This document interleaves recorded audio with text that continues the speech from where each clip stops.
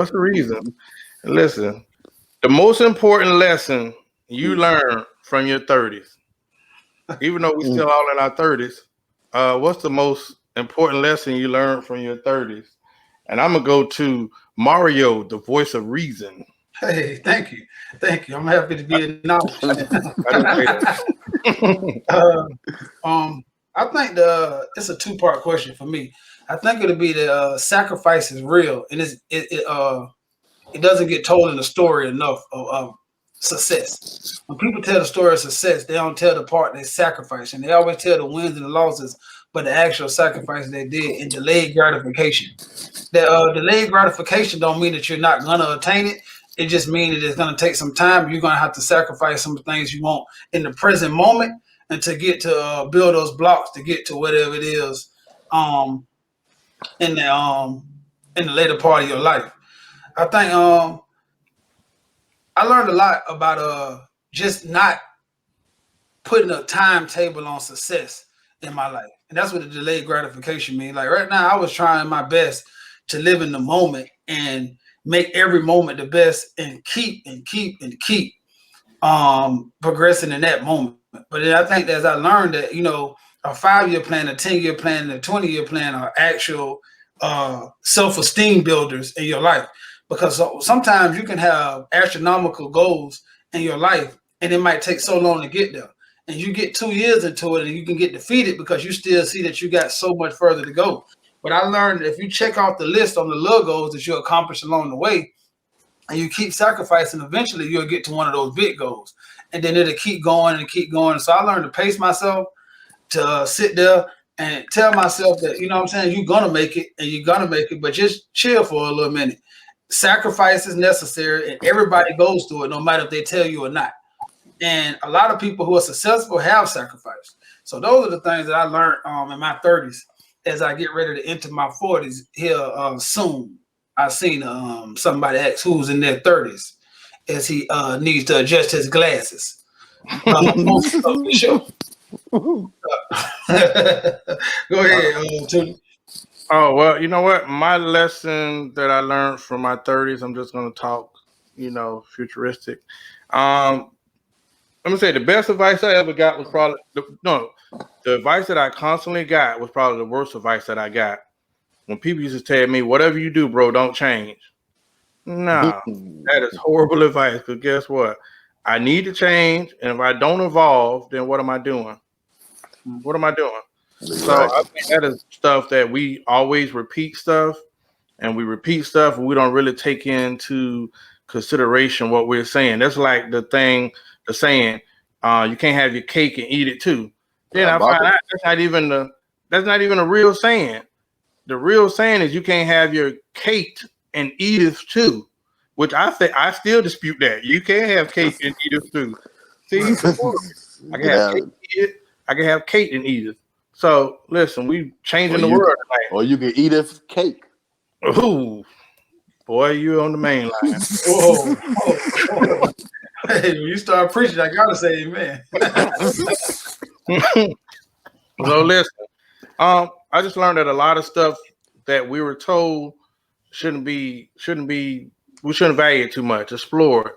The advice that I got, some of it needs to go in one ear and out the other. I learned that if you ask for advice or confirmation from the crowd, you don't go as far as the crowd goes. Most of the people that you asking about what you're trying to do ain't trying to do what you're trying to do. So if you're looking for somebody, when you started your business, Mario, I'm pretty sure it was some people like, man, why you gonna do that? They don't really, man. You're gonna have people like that.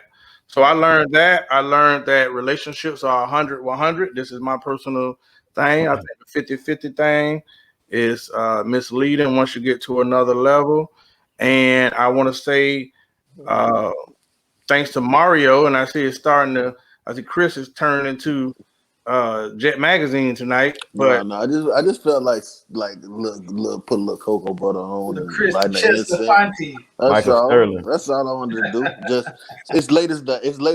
You know what I'm saying? So it's really give them a treat. It's latest night. That boy always thinking about other people. That's all. But what I learned from Mario last night, I spent that gear. Let me look like money. Let me put my best on. My best dress day shouldn't be the day I'm laying in the casket. So we grown men, we kings.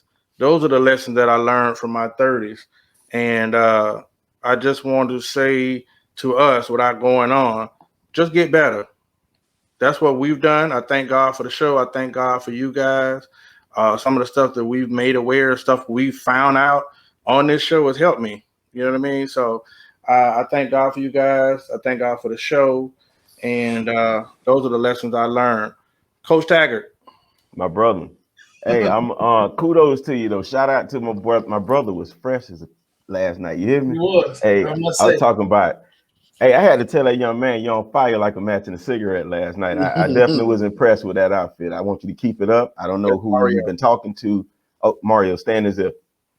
Yeah. I might even get him in the gym too, because we went to talking about it. But you know what it is. I'm just glad that my brother finally came over to our side. And I got you. I can guide you if he not. He was boxing one time. Yeah, I don't know what happened with that. He's a quitter.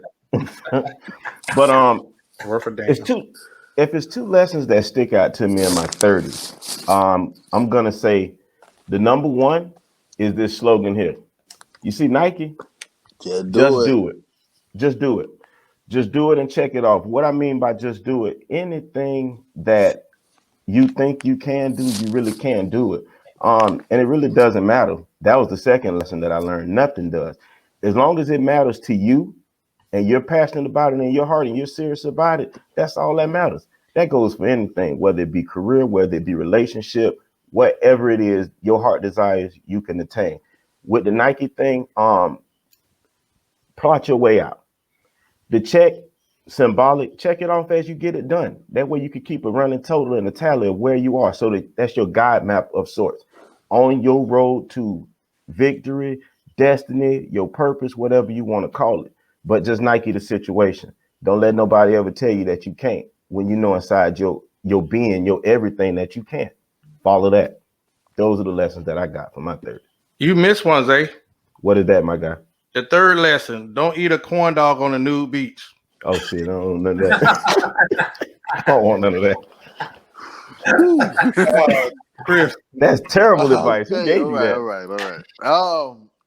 The lessons I learned in my 30s was to reinvent yourself. And you can always reinvent yourself, and how important it is to reinvent yourself. You see, life is a do-it-yourself project. So when I was 20, I spent a decade, messing up. So in the 30s, I had to really, really reset my life. I had just had a child, so I retired from making music. Life totally changed. I had to and I fell down. I had to move back home and everything like that. And I had to really reconstruct my life. I had to learn how to keep a 9 to 5. You know what I'm saying? Just work and not get the type of money that I was getting before. Just be able to budget, and you got to take care of your kid, and all of those things taught me discipline. But like I said, the way I wanted to reinvent myself, I started calling myself King Chris, and I felt like a king was a man of service. You know what I'm saying? So I had to figure out a way how I was going to be a service and leave a life of purpose. So I didn't know exactly how I was going to do it, but I felt like anytime I say I'm going to do something, it seemed like things happen for me to make sure it happens. So funny story is, I wanted to mentor kids, and I wanted to be impactful to young men. Horace, the church, Horace Mother Church was having services at Firehouse Park every Thursday, right? They would feed everybody, and then and pray over whatever the park. So one of the pastors, Pastor Mike, he was handling basketball with the kids. So I guess Tudor told him that, Chris knew a little something about basketball and he would be willing to come out there. So he told me, and I was like, I enjoyed it. So I went out there to help, just simply to help with the kids. We was outside Firehouse Park. I'm out there running full practices with kids. Like, these kids is bad as hell, but I'm running full practices. And in 1 year time, I went from that court to the Boys and Girls Club to the rec center to coaching AAU basketball, all the way to having a high school basketball job. I coached JV high school basketball. This is all within a year and a half. And there was just one Horace mentioning that, oh, Chris knows about basketball. He'll come out there and help you. And just from that led to that. And once I learned that I was filling a void in my life because I wasn't living with my child. And I was seeing her, I come up to Orlando one weekend out of the month and I see her for all the school breaks, but I was trying to fill that void with coaching these kids. And it got to the point where one time I just said, you know what, the same energy and effort that I'm putting into that, I can go and put it into my kid. And that was the decision that just changed my life. So if it's one thing I learned in my 30s, man, you can reinvent yourself. And it's important that you reinvent yourself. You're not what you was 20 to 30. Because I was a knucklehead 20 to 30. And I'm not saying it's going to be easy because there was times where I failed. There was times I had to work hard labor jobs. I would live with my aunt for a second. You know what I'm saying? So it's going to be tough. But at the same time, you can do that. You got to reinvent yourself. You ain't nothing. You'll have to live in what you was before. So that's what the lesson that I learned with my 30s, man. Good times. That's that evolve, Chris. You goddamn right. With that, my boy. Man. Now, one thing I can say, bro, watching two movies, watching Paid in Full and watching NWA, despite the music, I see some similarities with us. I always see the camaraderie. The way we all came together, man, that is movie material. You know what I mean? Me connected to my brother, Mario moving to 30th, Chris, boy, you were here the first day I met you, and I always kept in some adventures. But the moment we all met each other, like we all connected. I mean, seeing Chris pull up I don't even know what that was. I remember you left, and I only tell you how the story ended. You left for going to Orlando, and then that turned into another story. Whoa, boy. So man. And then when I met him again, I walk into his house, the man had me in open arms. I would tell people, this man making, was it turkey necks and tomato sauce? Yeah, I forget. That's a classic. I had a stepdad. I had an African stepdad. That was what his meals. So I liked it. And got offended because I didn't want none. I'm like, bro, I was like, tomato sauce? You crazy. So you also a cook as well. People who don't know that, man. No, I ain't nothing like that. But I ain't missing no meals. Well, okay. Listen. Honestly, bro, like I say, 30th Street is legendary. Nobody can deny that.